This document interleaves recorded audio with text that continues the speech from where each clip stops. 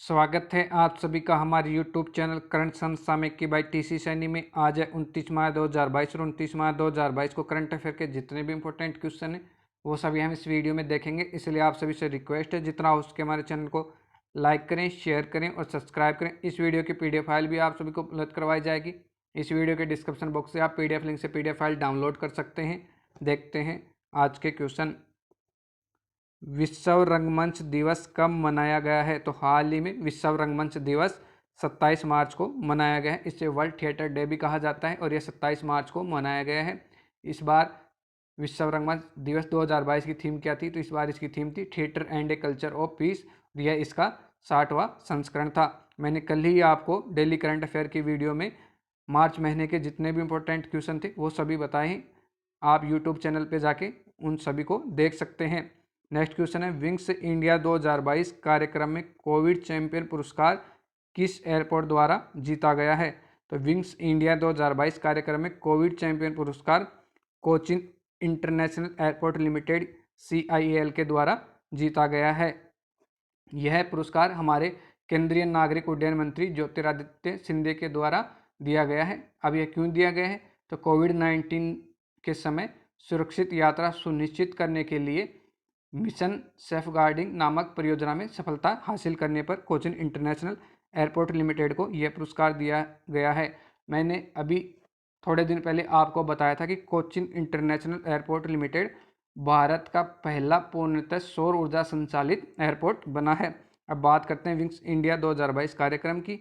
तो यह कार्यक्रम नागरिक उड्डयन मंत्रालय और फिक्की के द्वारा हैदराबाद में आयोजित किया जा रहा है और इसी में कोचिन इंटरनेशनल एयरपोर्ट लिमिटेड को यह कोविड चैंपियन पुरस्कार दिया गया है। अब देखते हैं नेक्स्ट क्वेश्चन। भारत की पहली स्टील रोड का उद्घाटन किस राज्य में हुआ है? तो भारत की पहली स्टील रोड का उद्घाटन गुजरात के सूरत में किया गया है। अब यह गुजरात में किया गया है। तो गुजरात की कैपिटल क्या है?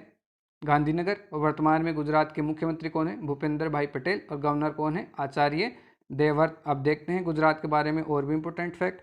भारत की पहली न्याय घड़ी गुजरात हाई कोर्ट में लगाई गई और हाल ही में नीति आयोग के निर्यात तैयारी सूचकांक में गुजरात शीर्ष पे रहा और गुजरात इसमें लगातार दूसरे साल शीर्ष पे रहा है। गुजरात सरकार ने पाल दादोदार नरसंहार के 100 साल पूरे किए। 11वें खेल महाकुंभ का उद्घाटन अहमदाबाद में किया गया हमारे प्रधानमंत्री नरेंद्र मोदी जी के द्वारा। गुजरात के शिवराजपुर बीच को ब्लू फ्लैग सर्टिफिकेट मिला और गुजरात के बालिया गेहूं को GI टैग दिया गया। नदी उत्सव गुजरात में मनाया जाता है। गुजरात हाई कोर्ट यूट्यूब पर लाइव कार्यवाही प्रसारित करने वाला भारत का पहला हाई कोर्ट बना और गुजरात पहला राज्य बना। राष्ट्रीय रक्षा विश्वविद्यालय भवन राष्ट्र को समर्पित किया गया प्रधानमंत्री नरेंद्र मोदी जी के द्वारा। सबसे बड़ा जिंक स्मेल्टर प्रोजेक्ट गुजरात में शुरू किया गया। विश्व का सबसे बड़ा रोपवे गिरनार रोपवे गुजरात में स्थित है। Vikram Sarabhai children innovation centre का शुभारंभ गुजरात में किया गया। WHO global centre for traditional medicine की स्थापना गुजरात के जामनगर में की गई।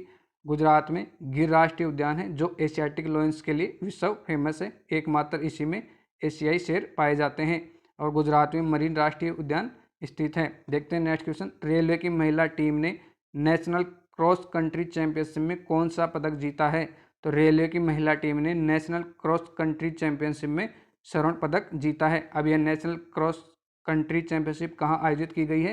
तो यह नागालैंड की राजधानी कोहिमा में आयोजित की गई है और इसी में रेलवे की महिला टीम ने स्वर्ण पदक जीता है। अब देखते हैं नेक्स्ट क्वेश्चन। किस राज्य सरकार ने 120 गांवों के लिए पेयजल परियोजना को मंजूरी दी है? तो हाल ही में कर्नाटक सरकार के द्वारा 120 गांवों के लिए पेयजल परियोजना को मंजूरी दी गई है। अब कर्नाटक सरकार द्वारा दी गई है तो कर्नाटक की कैपिटल क्या है? बेंगलुरु। और वर्तमान में कर्नाटक के मुख्यमंत्री कौन है? बसवराज S बोम्मई। और गवर्नर कौन है? थावरचंद गहलोत।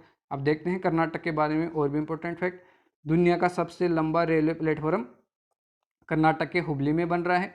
हाल ही में राजस्व विभाग ने भूमि संरक्षण के लिए दिशांक ऐप लॉन्च कर्नाटक में किया। मेरी पॉलिसी मेरे हाथ अभियान कर्नाटक में लॉन्च किया गया और यह अभियान प्रधानमंत्री फसल बीमा योजना का एक हिस्सा है। भारत के पहले digital water data bank aquarium की स्थापना कर्नाटक में की गई और भारत का पहला AI यानी आर्टिफिशियल इंटेलिजेंस और रोबोटिक्स टेक्नोलॉजी पार्क बेंगलुरु में लॉन्च किया गया। ट्रांसजेंडर के लिए पुलिस में आरक्षण की घोषणा कर्नाटक सरकार के द्वारा की गई। तीसरा भारत जापान संयुक्त अभ्यास पूर्व धर्म गर्जन 2022 कर्नाटक के बेलगांव में आयोजित किया गया। कर्नाटक का 31वां जिला विजयनगर को घोषित किया गया। राज्य ऊर्जा दक्षता सूचकांक में कर्नाटक शीर्ष पे रहा। और भारत का एकमात्र गांव जहां संस्कृत बोली जाती है, मटर गांव, यह कर्नाटक के शिमोगा जिले में है। कर्नाटक में यक्षगान नृत्य किया जाता है और डोलू कुनीता नृत्य किया जाता है। कर्नाटक में बांदीपुर नेशनल पार्क है, नागरहोल नेशनल पार्क है और मुदुमलाई नेशनल पार्क है। और कर्नाटक में ब्रह्मगिरी वन्यजीव अभ्यारण्य और काबिनी वन्यजीव अभ्यारण्य है। अब देखते हैं नेक्स्ट क्वेश्चन। शिक्षा के क्षेत्र में सहयोग के लिए भारत ने किस देश के साथ समझौता किया है?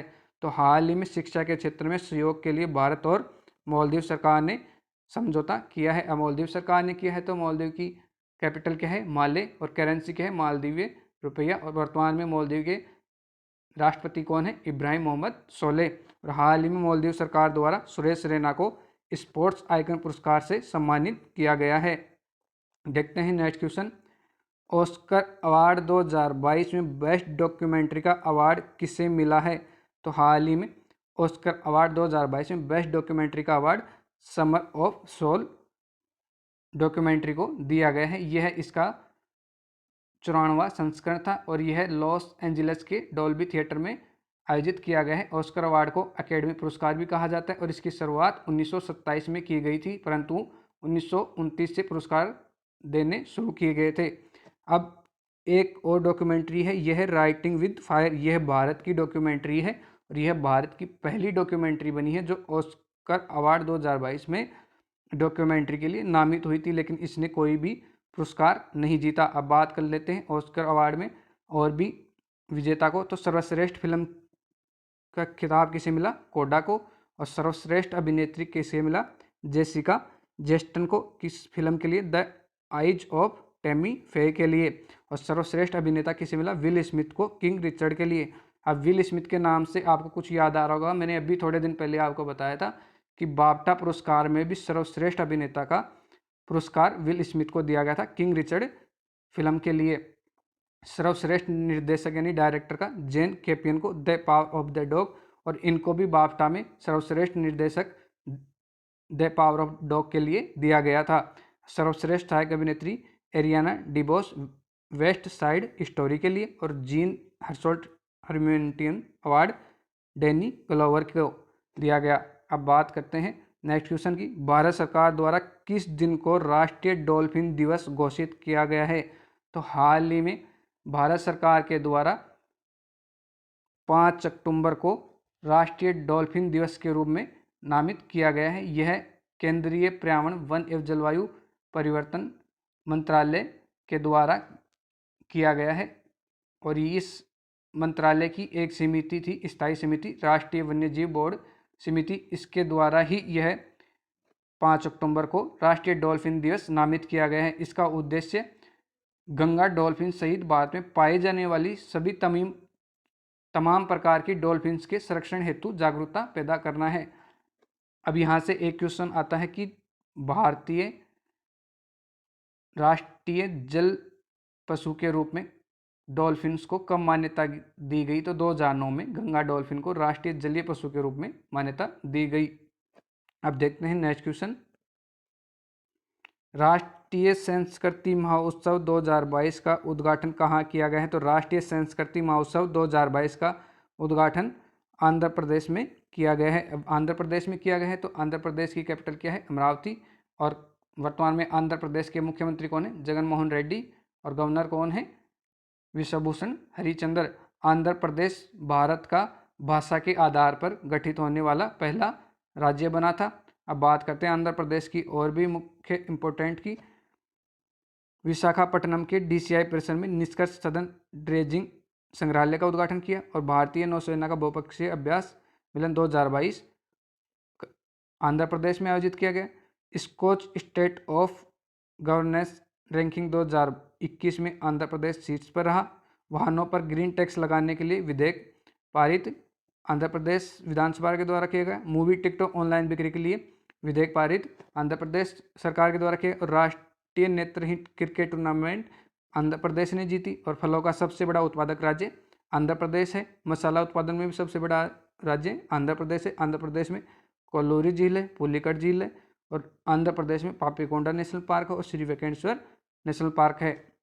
अब देखते हैं नेक्स्ट क्वेश्चन। किस राज्य की विधानसभा में पहली महिला स्पीकर रितु खंडूरी को बनाया गया है? तो हाल ही में उत्तराखंड की विधानसभा में रितु खंडूरी को अपनी पहली महिला स्पीकर के रूप में नियुक्त किया गया है। अब उत्तराखंड के द्वारा किया गया है, तो उत्तराखंड की कैपिटल क्या है? उत्तराखंड की दो कैपिटल हैं, एक तो विंटर है और एक समर है। तो समर कैपिटल है गैरसैंण और विंटर है देहरादून। और वर्तमान में उत्तराखंड के मुख्यमंत्री कौन है? तो हाल ही में पुष्कर सिंह धामी उत्तराखंड के नए मुख्यमंत्री बने और गवर्नर कौन है? गुरमीत सिंह। अब देखते हैं उत्तराखंड के बारे में और भी इंपॉर्टेंट फैक्ट। भारत का पहला वन चिकित्सक केंद्र उत्तराखंड में खोला गया। सृष्टि गोस्वामी को बालिका दिवस पर उत्तराखंड की एक दिन की सीएम बनाया गया। भारत की सबसे बड़ी तितली गोल्डन बर्ड विंग उत्तराखंड में खोजी गई। हरेला पर्व उत्तराखंड में मनाया जाता है। सेल्फी विद टेम्पल अभियान उत्तराखंड में शुरू किया गया। भारत का पहला लाइकेन पार्क उत्तराखंड में बना। उत्तराखंड की रहने वाली हर्षवंती विष्ट भारतीय पर्वतारोहण फाउंडेशन की पहली महिला अध्यक्ष बनी। भारत का पहला घास संरक्षण क्षेत्र उत्तराखंड में विकसित किया गया। फूलों की घाटी चमोली उत्तराखंड में स्थित है और उत्तराखंड में जिम कॉर्बेट टाइगर रिजर्व और राजाजी टाइगर रिजर्व है। देखते हैं नेक्स्ट क्वेश्चन। भारतीय बैडमिंटन संघ के अध्यक्ष के रूप में किसे नियुक्त किया गया है? तो भारतीय बैडमिंटन संघ के अध्यक्ष के रूप में हिमंता बिस्वा शर्मा को नियुक्त किया गया है। जैसा कि आप इमेज में देख पा रहे हैं, यह है हिमंता बिस्वा शर्मा और इन्हीं को भारतीय बैडमिंटन संघ का अध्यक्ष नियुक्त किया गया है। इन्हीं फिर से यानी दोबारा से इस संघ का अध्यक्ष बनाया गया है। इनके नाम से आपको कुछ याद आ रहा होगा, ये वर्तमान में असम के मुख्यमंत्री हैं। अब बात करते हैं और भी अध्यक्ष की। ऑल इंडिया लिमिटेड के अध्यक्ष रंजीत रथ, बार्क इंडिया के नए अध्यक्ष शशि सिन्हा, भारतीय बीमा नियामक और विकास प्राधिकरण के अध्यक्ष देबाशीष पांडा, चार धाम परियोजना समिति के नए अध्यक्ष justice AK Sikri, CII Karnataka के अध्यक्ष अर्जुन रंगा और CII पश्चिमी क्षेत्र का अध्यक्ष सुनील चौरड़िया, एशियाई क्रिकेट परिषद के अध्यक्ष जय शाह, एयर इंडिया के चेयरमैन N चंद्रशेखरन, राष्ट्रीय वित्तीय प्राधिकरण के अध्यक्ष अजय भूषण पांडे, तो FATF के अध्यक्ष यानी फाइनेंशियल एक्शन टास्क फोर्स के अध्यक्ष T राजा कुमार। देखते हैं नेक्स्ट क्वेश्चन। ILO के अगले महानिदेशक के रूप में किसे नियुक्त किया गया है? तो हाल ही में ILO यानी इंटरनेशनल लेबर संगठन यानी ऑर्गेनाइजेशन के अगले महानिदेशक के रूप में गिलबर्ट होंगबो को नियुक्त किया गया है। जैसा कि आप इमेज में देख पा रहे हैं, ये हैं गिलबर्ट होंगबो और इन्हीं को ILO के अगले महानिदेशक के रूप में नियुक्त किया गया है। अब ILO, तो ILO की स्थापना कब हुई? 1919 में और इसका हेडक्वार्टर कहाँ है? जिनेवा स्विट्जरलैंड में और यह एक संयुक्त राष्ट्र की संस्था है। और अब महानिदेशक तो गिलबर्ट होंगबो को बनाया गया है और इस संस्था को 1969 में विश्व शांति नोबेल पुरस्कार के द्वारा सम्मानित किया गया था। अब देखते हैं नेक्स्ट क्वेश्चन। UNEP रिपोर्ट 2022 के अनुसार दुनिया का सर्वाधिक ध्वनि प्रदूषित शहर कौन सा बना है? तो UNEP यानी यूनाइटेड नेशन इन्वायरमेंट प्रोग्राम की एक रिपोर्ट है, एनुअल फ्रंटियर रिपोर्ट 2022 के अनुसार दुनिया का सर्वाधिक ध्वनि प्रदूषित शहर बांग्लादेश की राजधानी ढाका बनी है। इसमें 119 डेसिबल ध्वनि प्रदूषित दर्ज किया गया है और अपने देश भारत का यूपी राज्य का मुरादाबाद इसमें सेकंड स्थान पर है और पाकिस्तान की राजधानी इस्लामाबाद इसमें थर्ड स्थान पर रही है। यूपी के मुरादाबाद में 114 डेसिबल ध्वनि प्रदूषण दर्ज किया गया और पाकिस्तान की इस्लामाबाद में 105 डेसिबल ध्वनि प्रदूषण दर्ज किया गया। अब बात करते हैं UNEP की। तो UNEP का हेडक्वार्टर कहाँ है? नैरोबी केन्या में और इसकी स्थापना कब हुई? 5 जून 1972 को। और इसके प्रमुख कौन है? एंगर एडरसन और इसके संस्थापक कौन है? Morris strongs. इस रिपोर्ट के अंदर भारत के कुछ और शहर भी प्रदूषित शहरों में रहे हैं, कोलकाता, आसनसोल, जयपुर और दिल्ली। नेक्स्ट क्वेश्चन देखते हैं। स्विस ओपन बैडमिंटन 2022 का खिताब किसने जीता है? तो स्विस ओपन बैडमिंटन 2022 का खिताब PV सिंधु ने जीता है। जैसा कि आप इमेज में देख पा रहे हैं, PV सिंधु और इन्हीं के द्वारा स्विस ओपन बैडमिंटन 2022 का खिताब जीता गया है। देखते हैं नेक्स्ट क्वेश्चन।